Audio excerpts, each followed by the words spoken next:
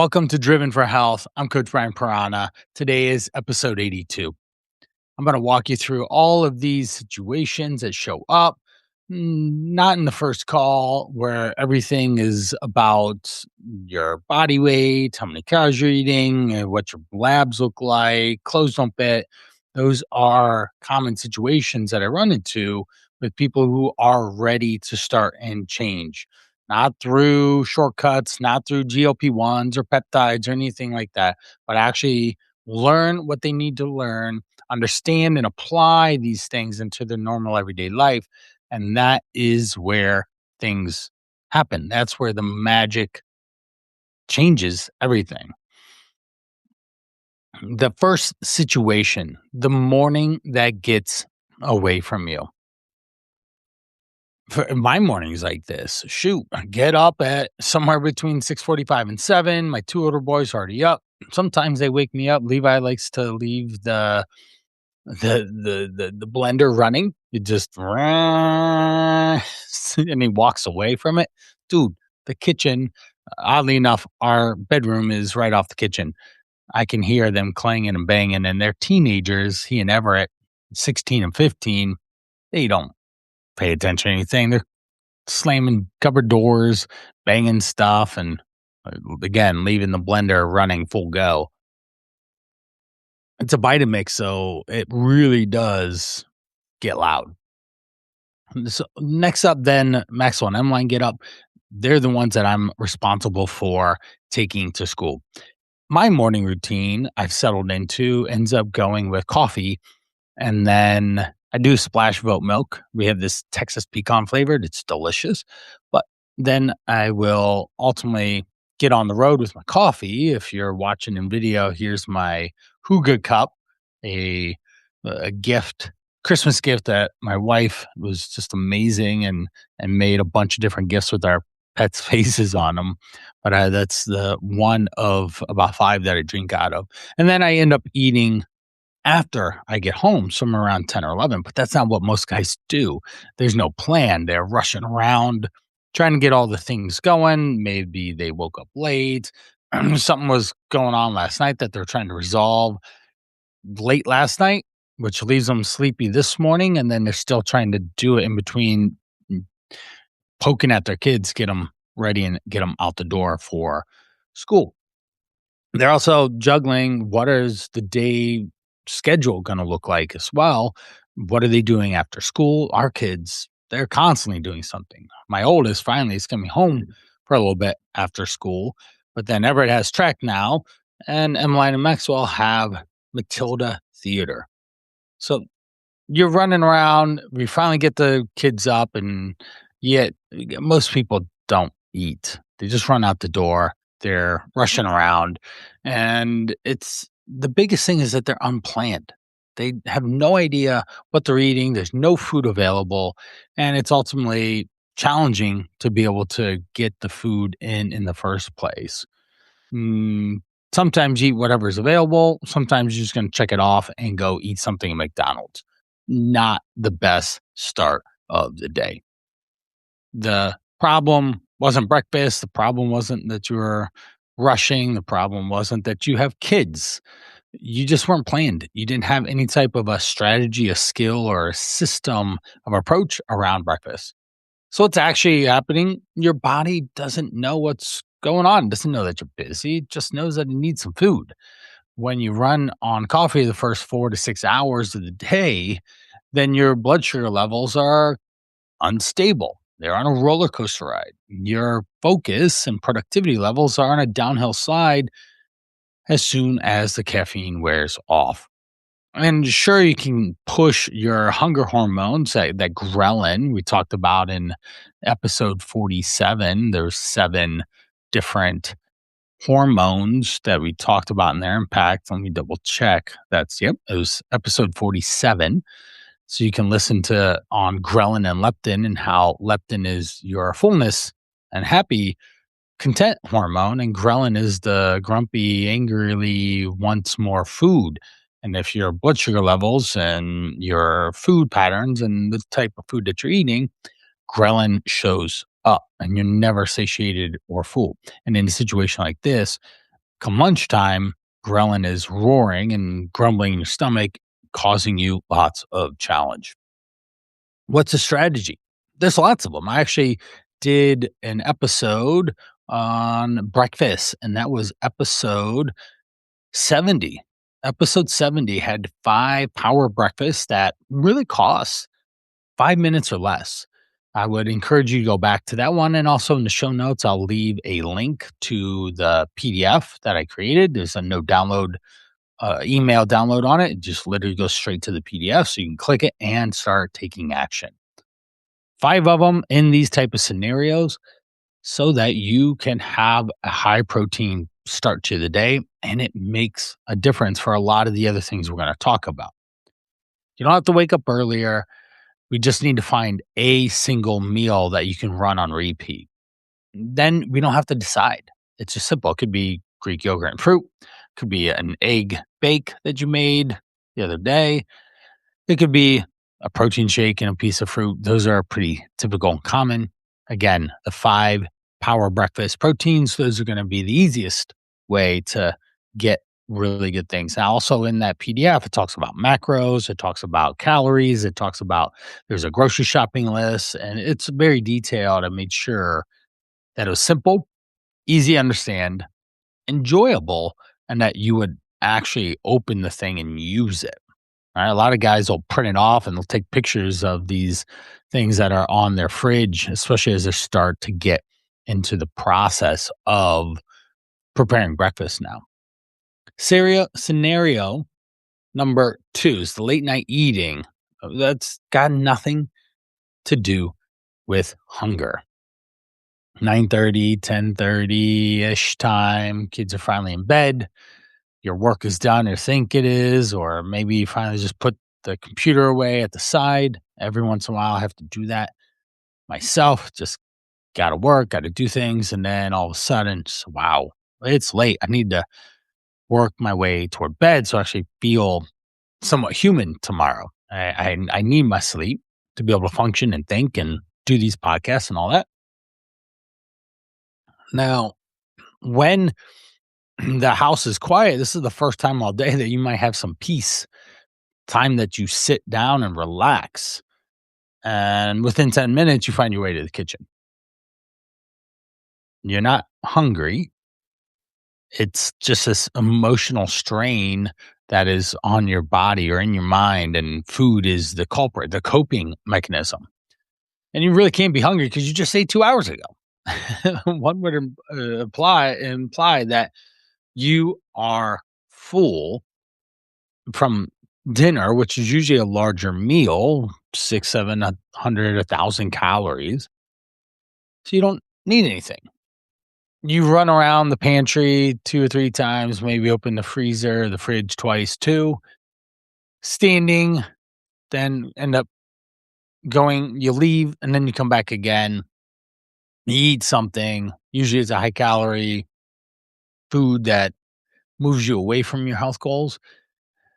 And then ultimately you end up frustrated and wondering why you just did that, because you just self-sabotaged yet again. The thing nobody names in the situation is the kitchen is the routine habit that people can sneak, they can hide, they don't have to share, and it nibbles here and there, and they oftentimes as a reward. Sure, we can use food as a reward. Oftentimes they say not to, but if you want, you could have it as a reward system, but it has to be something other than Ben and Jerry's, because that literally is going to derail you. What's actually happening is that you've been on for 14 hours and not been a moment in the day that you haven't taken a breath for yourself. You haven't moved. You haven't probably drinking enough water. You certainly haven't eaten enough vegetables and protein. I guarantee that from the thousands of people I've coached throughout the last 2 decades. And this sets you up for failure. There's a gentleman that I had, Colton. He, at some point, we'll have him on as an interview and talk about his success about late night eating patterns and how we overcame them. One of the biggest things was he was allowed to eat. As soon as we turn that switch on, say, oh, I'm allowed to eat now. I don't actually want to eat now. It's one of those flip of psychologies that happens. But you're checking out. Food is the dopamine hit. It's the sugar. It's the decompression strategy, and we have to replace that with one healthier, better alternatives, and maybe no food at all because you just actually eat more calories throughout the day. The strategy is you name it first. So you're going to call it the kitchen creep, something silly like that. Could be a name. It's like, oh, here comes the kitchen creep. Once you name it, then you have taken power away from it. It's not this magical power of influence over you and causing you to pull yourself into the fridge every night and overconsume. Like that's not it. Next, you have to really ask yourself a direct question. Am I hungry or am I stressed? Then you have to really pause and evaluate, and even giving yourself some time to breathe and not just go to the first thing that calls your name because everything that has a crinkly wrapper is calling your name. If we buffer in some time in there and strategically place some questions in there, you start to slow down. And that's what you need, a little bit of space to help understand, should I eat now? Should I not? And if that is the case, then if you are actually hungry, then sure, but we need an alternative. But if most of the time you're not, you really don't need food at 9 or 10, you will go to bed, you'll wake up and be just fine. You're not in a calorie deficit so much, it's going to wake you up in the middle of the night and you're going to end up eating something. One of my favorite late night go-tos is cottage cheese, some chocolate protein powder, some powdered peanut butter, and Cool Whip. It's a protein power bomb. Love it. I get 50, 60 grams of protein in there. Tastes chocolatey, peanut buttery, and that creamy from the Cool Whip. Enough Cool Whip. I would love to eat the whole thing of Cool Whip there, but I don't. Scenario number 3, decision fatigue at the end of the day.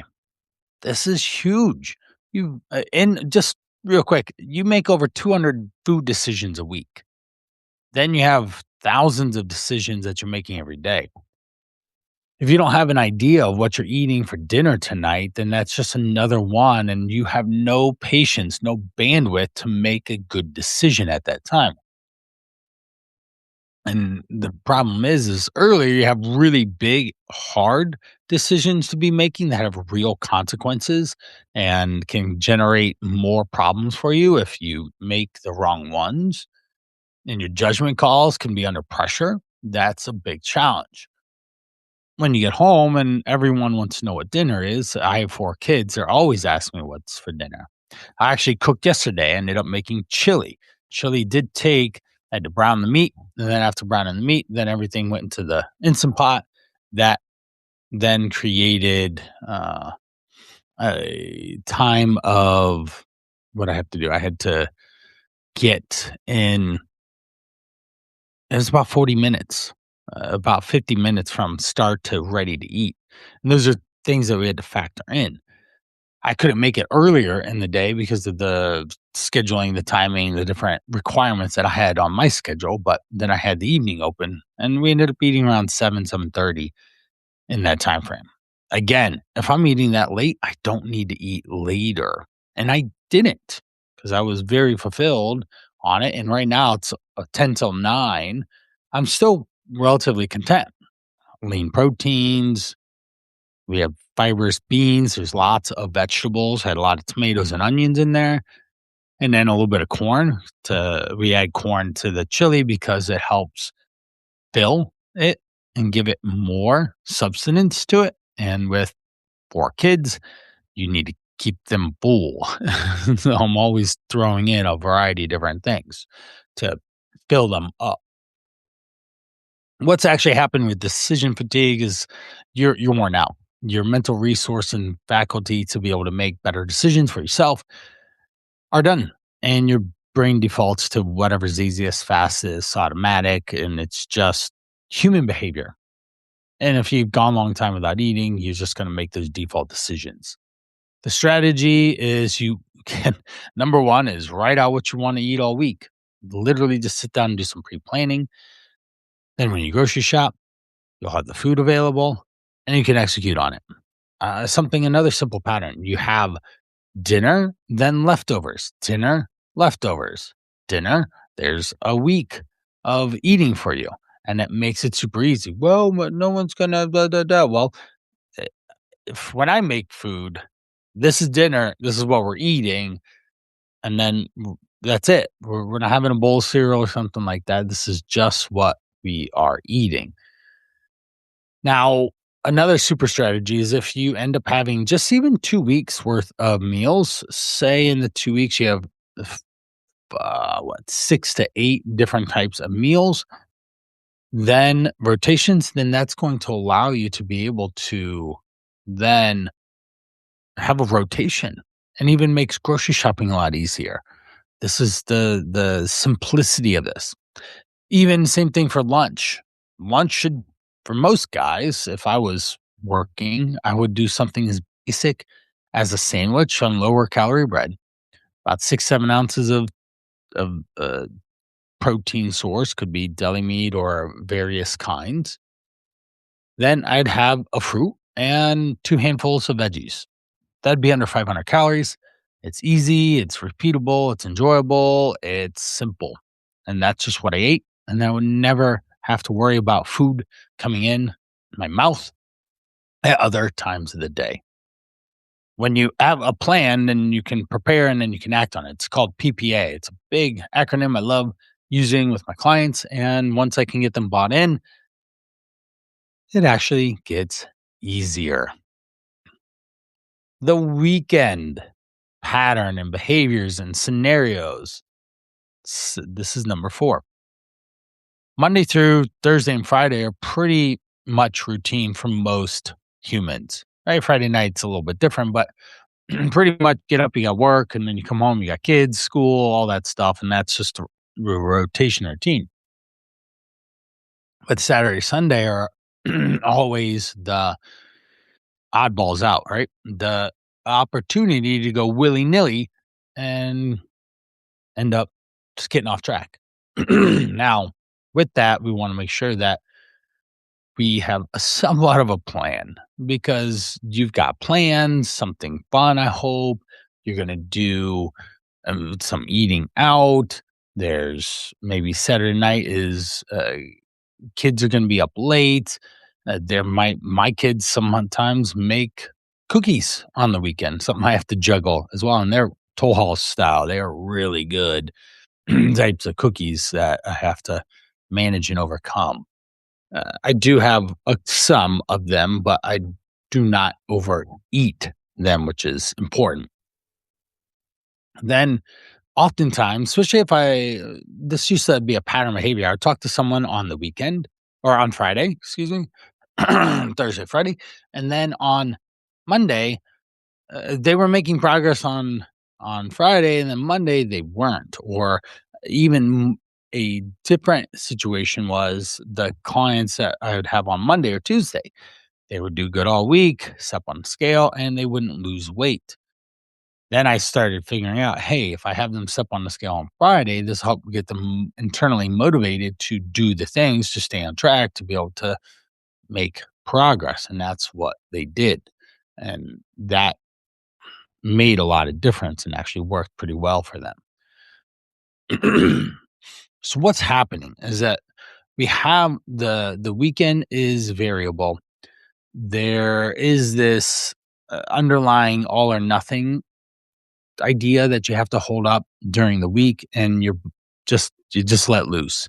And there's a lot more opportunity for really enjoyable food, for fun, for activities, and decompress. And yes, food should be fun, but it shouldn't necessarily cost you your health or even worse, chronic illness. The strategy, the easiest one is eat 2 meals on Saturday and Sunday. If you do that, you'll stay in calorie control. One of those meals should be protein and vegetables. Ideally, that makes it super easy to manage your calories and keep you full enough. That is going to be the biggest play. The next one is just like literally Stop, talk to with your partner, and go over what's happening, why it's happening. All right. When you do that, then it makes it a lot easier to manage that situation. The other options that I always have is try and be a bit more active on the weekend. Why? Because you have a little bit more free time. More activity means more calories burned, which means you can manage the day to day life a little bit better on those weekends and not get subdued into not to overeating, which is the biggest culprit. You just have to plan, people. You have to think through. You have to pause and understand what your day to day life looks like. Scenario 5, all day sitting. Yep, this is what I'm doing right now, sitting. One cool thing, if you are on my Instagram, is beginning of March. It was actually Friday. Today's Wednesday. Friday night, I built a stand. It's right over there. I have a standing desk now, and it's about a good 5 feet high, which is great. Now I can slide my bike under it. It's an upright bike that is magnetic tension, which is just has this switch that goes 1 to 7 on intensity. It doesn't make a lot of noise, and I can bike while I work. That's what I did yesterday. I was on there for an hour and 10 minutes, just plugging away here, and that made all the difference. I am so happy I figured that out. This bike had been sitting in my garage barn for, oh shoot, probably 2 years. And then finally I figured it out that I can do this and it works and it's a game changer. But you need to find solutions like that. A walking pad, under the desk bike pedal, elliptical thingy, whatever. I even have a guy right now in the Call to Rise program. He's got an elliptical and we're using it as a, in quotations, walking pad. Why? Because he sits all day otherwise, and he doesn't want to just work out every time he and sweat it up every time he gets on the elliptical. And as soon as I gave him that shift in perspective of, hey, we just need to move more in the day, not necessarily get workouts every time you get on this elliptical, it was a game changer. He can just go right to the elliptical without having to change. And sure, he turns on a fan to help keep him cool, but he can just go at a modest pace and not have to get the heart rate up per se. And he's burning calories. And these small strategic shifts allow for big calorie burns over time. Same thing with my bike. I can bike and not sweat a lot. I have a fan blowing on me and it's a zone 2 type effort, keeping heart rate maybe 120, 130, and it works all the difference. The problem is when you are just sitting all day, you're barely moving, you're not getting that NEAT, that non-exercise activity thermogenesis, the fidgeting, me moving my arms around and burning calories. It literally is game changer once you figure out how to sneak that into your day. And it gives you more energy, it gives you more movement. It helps you feel a lot better because when you get to the end of the day, you say, hey, I don't have 2 hours of movement that I need to do. And that is a big problem if you do have that. I've had so many clients where they end up stuck at a desk, chained to it, basically a ball and chain, just get locked in and they can't move.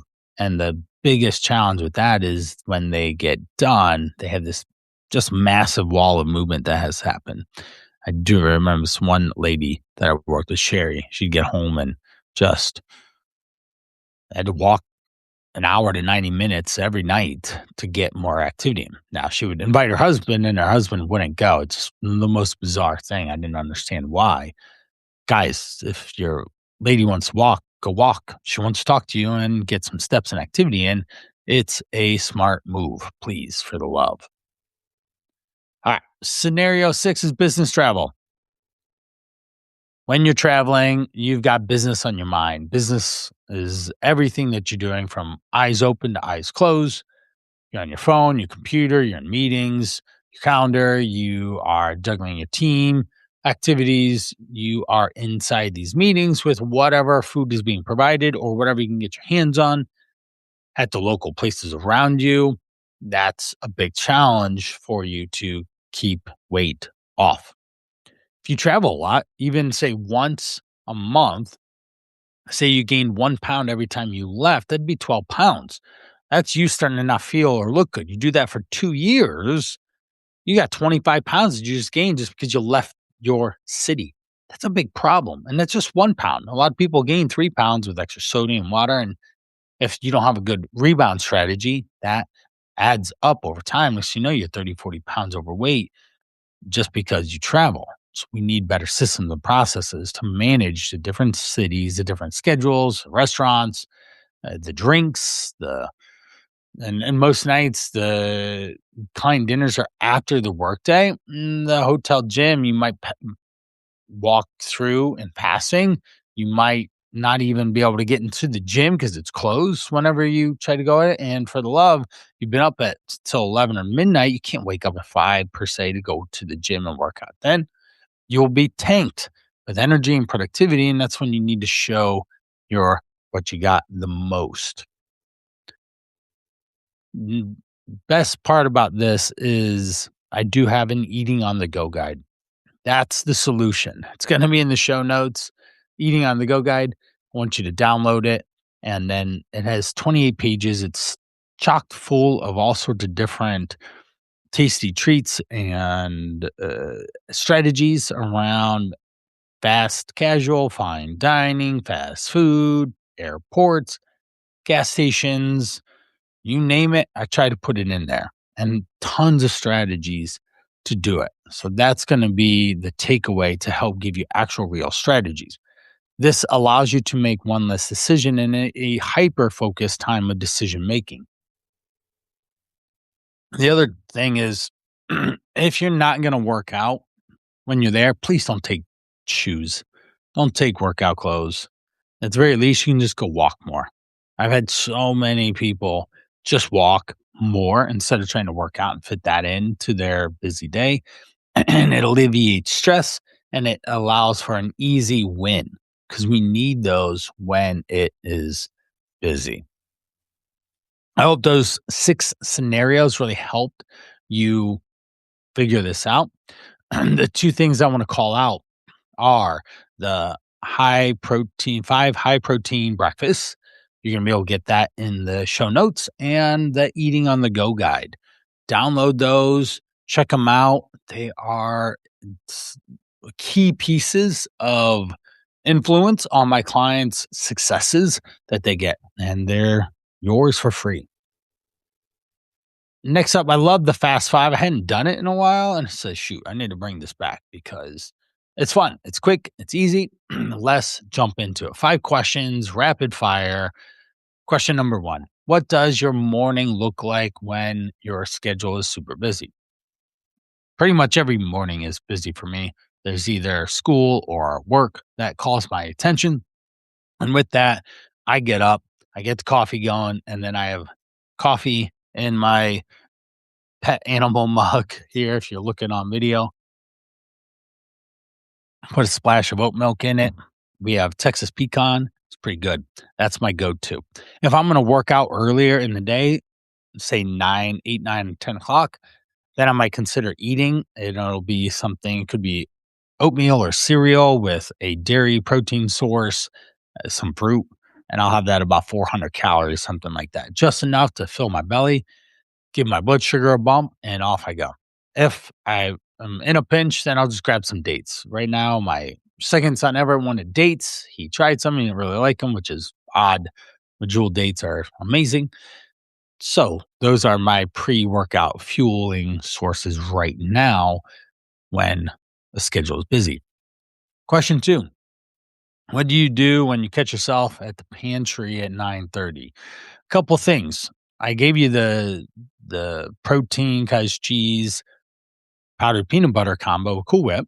Love that. It's amazing. You don't like cottage cheese, use Greek yogurt. Cool. Vanilla Greek yogurt with chocolate protein powder, powdered peanut butter. Does amazing. Did vanilla. I did a reel, Instagram reel once with the Too Good yogurt. Then from there we had chopped strawberries with vanilla protein to kick up the protein in there, and then topped it with Cool Whip. I always get Cool Whip at the store. It's my dessert, and when I can do that for a couple spoonfuls, then it checks that box of something sweet and delicious and tasty and enjoyable. I will also eat. I'll just literally just plan food to eat 6, 7, 800 calories, and then I go to bed. Literally, I'll eat before bed all the time for 2 decades, not a problem on the scale. And that's because I understand calories and how they work in humans. And as long as I don't overeat, then I am good. Question 3. How do you make food decisions at the end of the long day when your brain is toast? For me, well, we have my wife and I. We can tag team each other in. We can look at what's available in the fridge. My simple solution around getting food in is, or making food is, a protein, vegetable, starch. 3 ingredients, maybe 4. That's it. Because I keep it simple, then I'm able to manage it really well that way. Question 4. What does your weekend look like in terms of staying on track? I and the only reason I know it's the weekend is because my are at home. It feels like. Uh, I have to look at my watch to know what day it is because every day feels very similar to each other with just work and responsibilities. On the weekends, we're always trying to do something fun and engaging with the kids. It's a lot of fun that way, and it's enjoyable then. We do try and go on a little bit more extra walks and activity that way to spend with the kids and be active outside. With the weather lately, it's been cold, so we don't do so much of that.